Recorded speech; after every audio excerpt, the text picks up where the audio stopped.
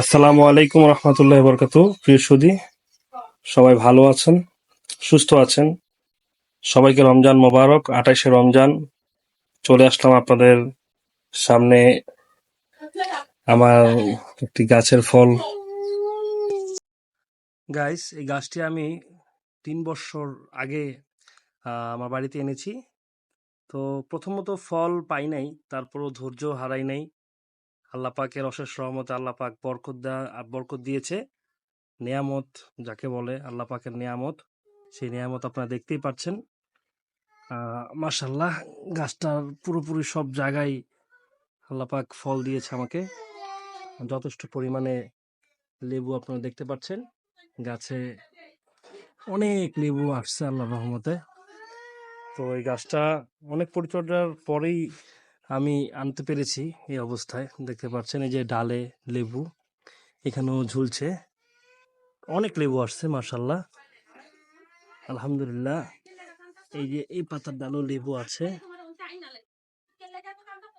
তো এই লেবুগুলো খুবই সুন্দর এবং একটি সৌন্দর্য পরিপক্ক, যে পরিপূর্ণ যেই একটি ফল, সেভাবেই গাছে ঝুলছে।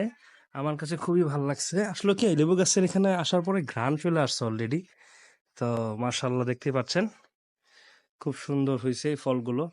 পুরো গাছটা জুড়েই হয়েছে। এখানে ছোট ছোট লেবু আছে আরো। এই লেবুগুলো আমার গাছের লেবু।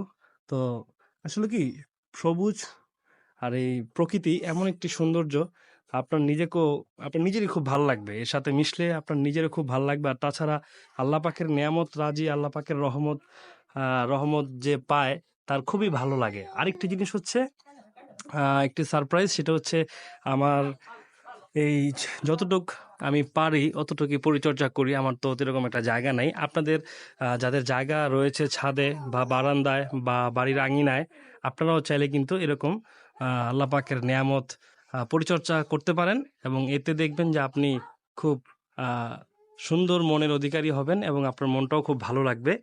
আর এই পাশে দেখতে পাচ্ছেন ছোট্ট একটি গোলাপ, সে সুঘ্রাণ দিচ্ছে। আরেকটি আমার গোলাপ গাছ রয়েছে, যেটা তাজমহল, অনেক বড় হয়, সেই গাছটাও দেখাবো। মাশাল্লাহ, দেখতে পাচ্ছেন এই সেই গোলাপ গাছটা, তাজমহল গোলাপ। এটা 2টা করে ফুল দেয় আমাকে, যখন দেয় আর কি, আল্লাহ পাকের ইচ্ছায়। তো এই 2টা করে ফুলের মধ্যে একটা ফুল, আরেকটা ফুল আমার ছেলে এটা ছিঁড়ে ফেলছে আর কি। খুবই সুন্দর ঘ্রাণ আসছে এখান থেকে। আসলে এই ফুলটা হলো তাজমহল গোলাপ, অনেক বড় হয়। এটা কিন্তু মোটামুটি মাশাল্লাহ অনেক বড় একটি ফুল, দেখতে পাচ্ছেন খুব সুন্দর ফুটে রয়েছে, এবং এটার আশেপাশে কিন্তু গ্রান হয়ে রয়েছে। আমি গ্রান অলরেডি এটার থেকে পাচ্ছি, সুগ্রান, গোলাপের সুগ্রান।